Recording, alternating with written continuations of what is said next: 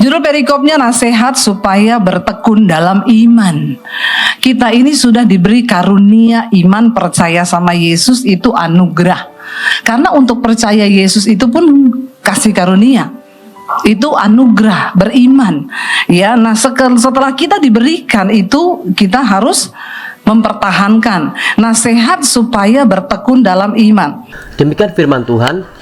Karena kita mempunyai banyak saksi, bagaikan awan yang mengelilingi kita, marilah kita menanggalkan semua beban dan dosa yang begitu merintangi kita, dan berlomba dengan tekun dalam perlombaan yang diwajibkan bagi kita. Alkitab berkata ternyata saudara mau atau tidak, saudara siap atau tidak, saudara setuju atau tidak, saudara dan saya berada dalam satu gelanggang, di dalam satu arena pertandingan dan perlombaan. Anda setuju atau tidak? Saya tidak minta persetujuan Anda, karena Alkitab berkata, ya, mau atau tidak, setuju atau tidak, kita semua wajib mengikuti perlombaan iman. Kalau ada perlombaan, berarti satu saat ada yang menang, ada yang kalah. Ya, saya berdoa semua jemaat di tempat ini menang sampai pada garis akhir. Ya, jangan sampai kita ini sudah bersusah-susah ikut Yesus, akibat saudara kita masih terus hidup dalam dosa, lalu kita kalah pada pengakhirnya. Jangan ya nak ya, jangan ya dek ya, bahaya ya dek ya. Ya sudah, mari kita kembali kepada ayat ini. Dikatakan kenapa kita harus berlomba sampai pada akhirnya? Karena kita mempunyai banyak saksi. Saudara percaya nggak bahwa kita ini hari ini hidup ada saksinya loh? Ya, kita mempunyai banyak saksi bagaikan awan yang mengelilingi kita. Saksi hidup kita yang pertama itu siapa? Ya, siapa yang tahu? Dapat sepeda loh di bawah. Siapa saksi hidup kita yang pertama? Tuhan dong ya. Masa gitu aja nggak tahu loh? Ampuni mereka nih Tuhan. Kamu tuh lulus sekolah minggu nggak sih?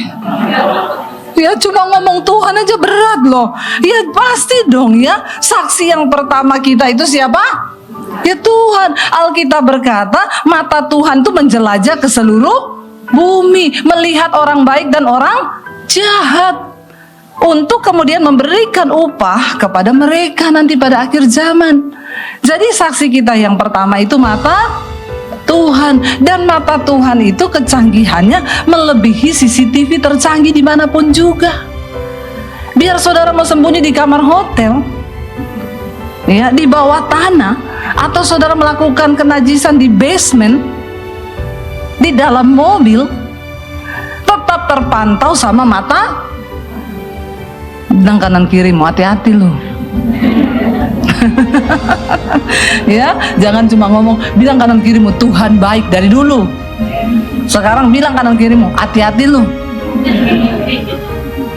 Karena mata Tuhan itu melebihi CCTV tercanggih.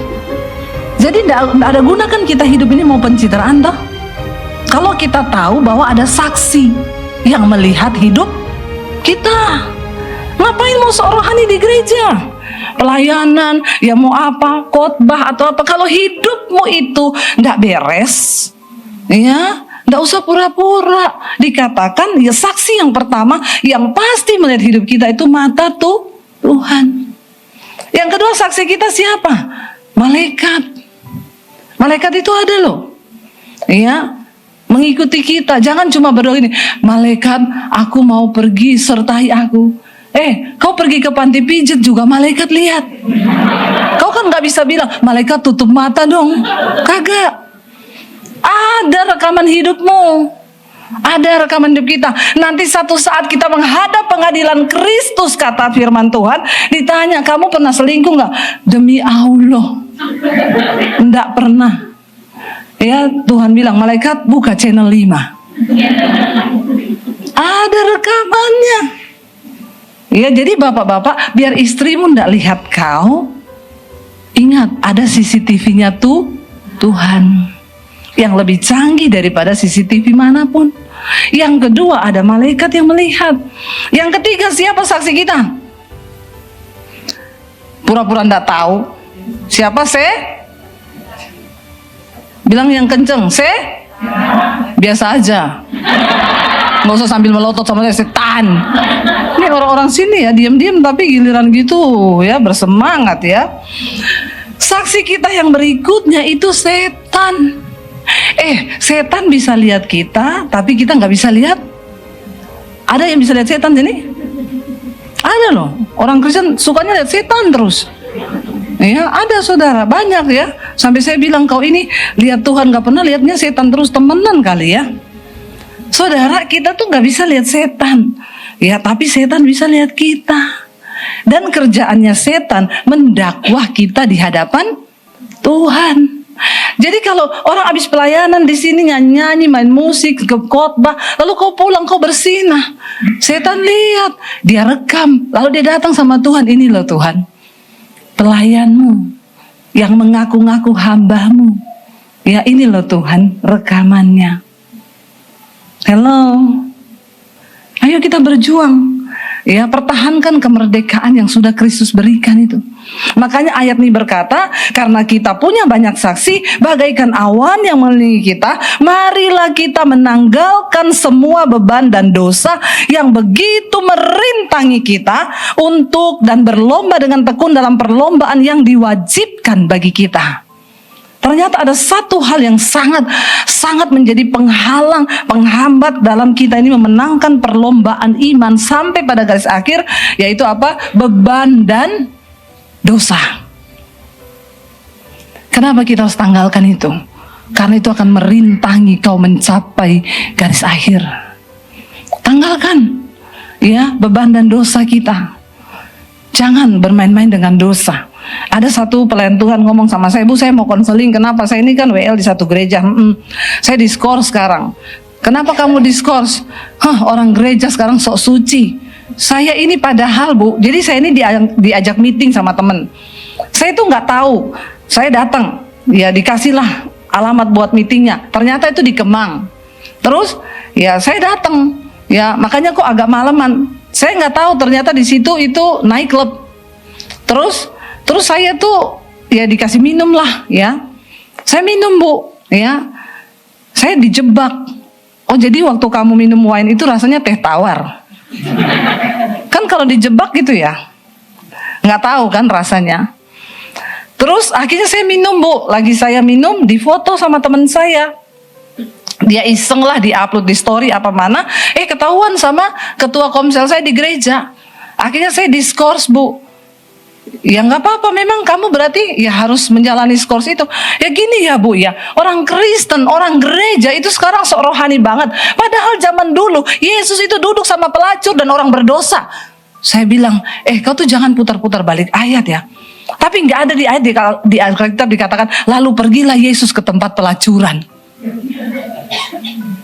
Itu pelacur yang datang sama Tuhan Yesus karena dia mau bertobat. Lagian zaman dulu pelacur duduk sama Yesus, yang berubah pelacur. Kalau sekarang pelacur duduk sama WL atau pendeta, yang berubah siapa? Jawab. Jawab, gak usah malu, ngomong. Sok kamu ya. Saya bilang, kau jangan putar-putar balik ayat. Zaman dulu beda, Yesus duduk sama pelacur, yang berubah pelacurnya. Zaman sekarang pendeta duduk sama pelacur. Saya enggak ngomong loh ya. Untung nggak ada Pak Yosua. Tapi Pak Yosua tidak pergi ke tempat begituan. Lah kalau sekarang saya bilang pelayan Tuhan itu ada kriterianya.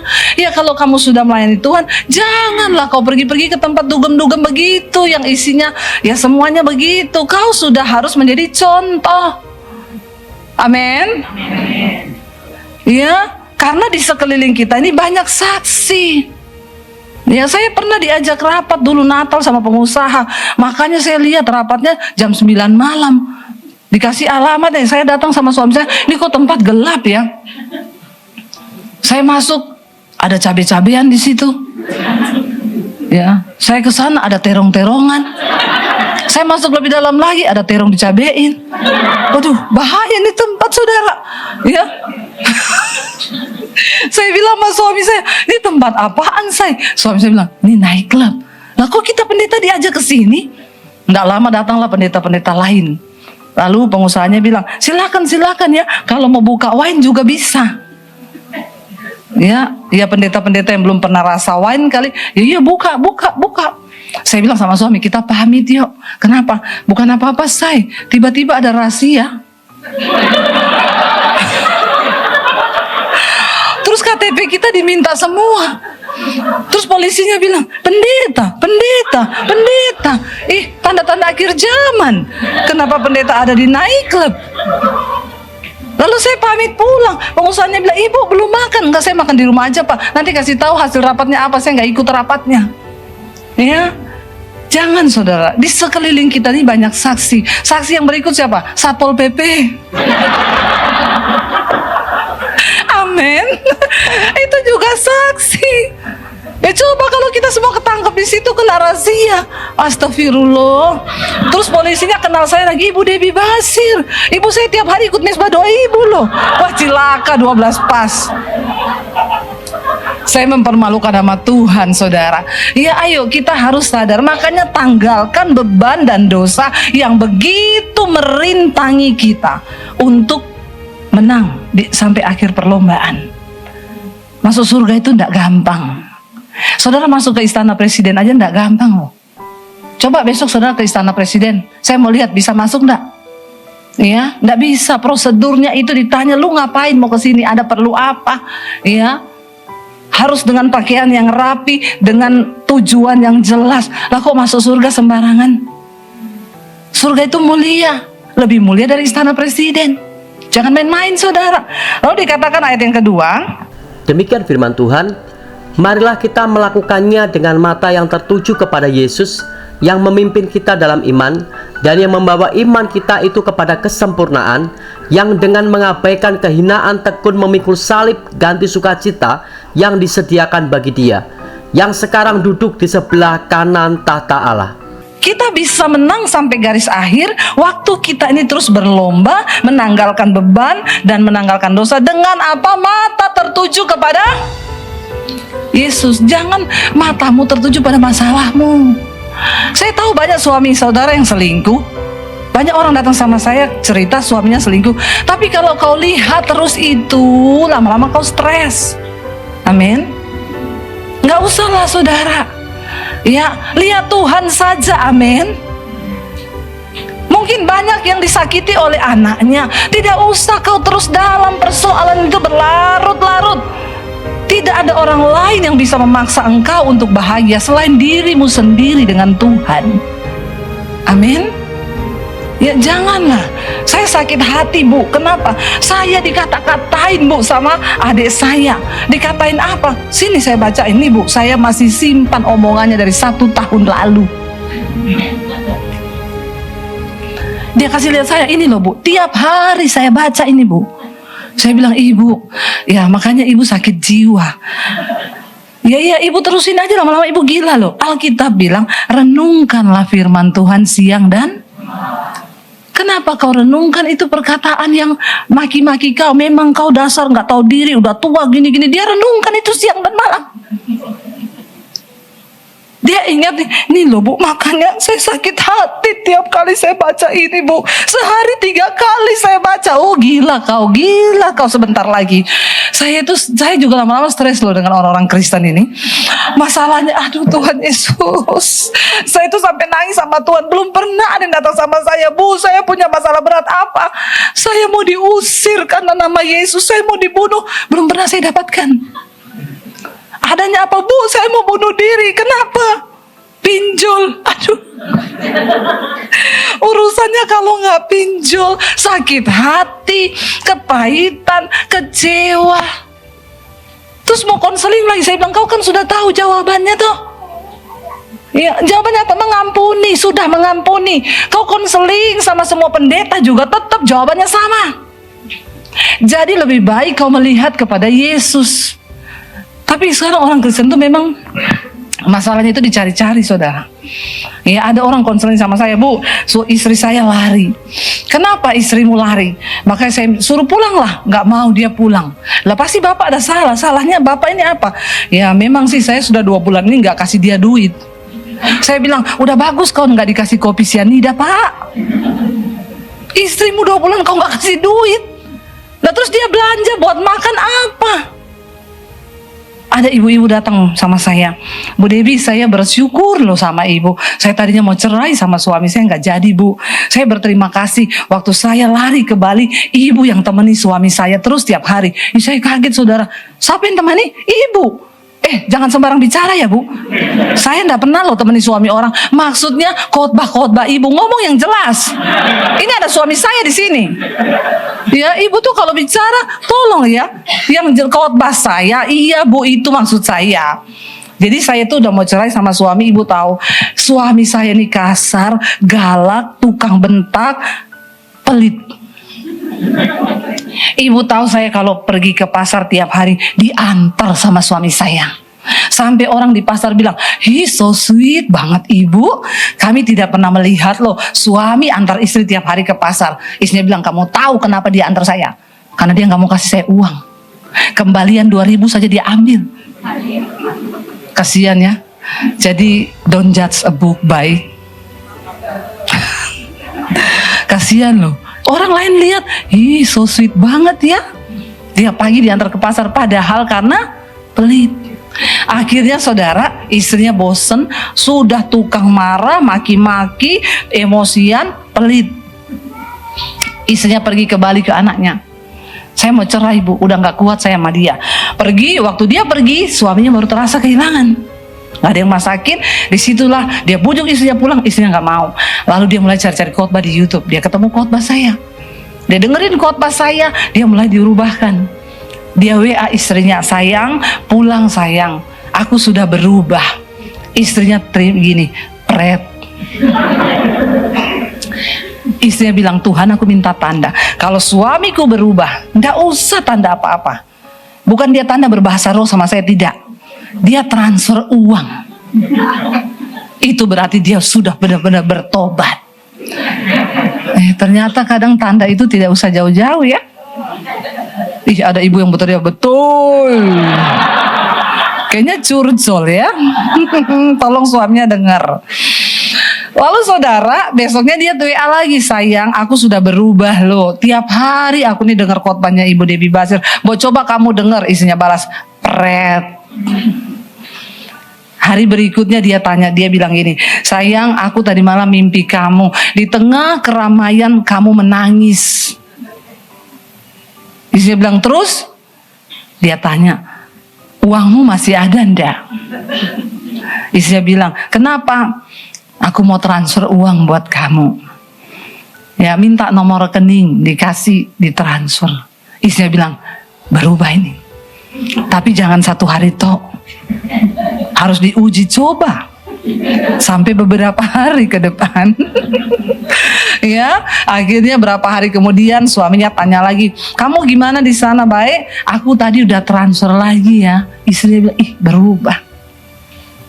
Istrinya pulang, ketika pulang ternyata benar-benar suaminya udah diubahkan. Lalu mereka disatukan Tuhan. Istrinya bilang, "Sampai sekarang saya sama suami tiap malam ikut mesbah doanya Ibu Debbie di YouTube. Kami mau berterima kasih Bu, kami tidak jadi cerai." Makanya jangan ada suami yang ya. Mari saudara, sebenarnya masalah-masalah yang kita hadapi ini masalah biasa, asal mata kita ini tertuju kepada Yesus. Nggak usah alay lebay, merasa diri ini sudah paling menghadapi masalah yang paling beban. Apalagi generasi sekarang itu baru umur belasan tahun, 20, 21, 22 sudah langganannya psikiater, sudah jadi langganannya psikolog. Nggak ada di sini ya. Astaga Tuhan, belum berumah tangga loh, udah bolak-balik ke psikolog. Coba saudara, sehatkan jiwamu loh. Jangan jadi punya mental yang paling menderita. Aku tuh paling menderita. Coba kamu datang sama Tuhan. Ya, apapun masalahmu, ketika kamu sadar bahwa Tuhan mencintaimu, maka kamu akan bisa melepaskan semua beban di hidupmu. Bilang, "Aku bisa Yura." Orang tua tidak ngerti, cuma kita anak-anak muda saja. Bisa Yura, bisa. Jadi jangan bilang tidak bisa. Ketika kau datang sama Tuhan, bisa. Katakan amin. Ayat yang ketiga berkata di sana, Demikian firman Tuhan, ingatlah selalu akan Dia yang tekun menanggung bantahan yang sehebat itu terhadap dirinya dari pihak orang-orang berdosa, supaya jangan kamu menjadi lemah dan putus asa. Dalam pergumulan kamu melawan dosa kamu, belum sampai mencucurkan darah. jadi nggak usah alay lebay. Bilang kanan kirimu, nggak usah alay lu. Bilang, ya, nggak usah alay lu. Masalahmu itu belum berat. Ya, tidak ada persoalan kita yang lebih berat dari apa yang Yesus tanggung. Katakan, Dia sudah membuktikan, saudara. Dia pikul semua dosa kita. Dia yang tidak bersalah dijadikan kutuk.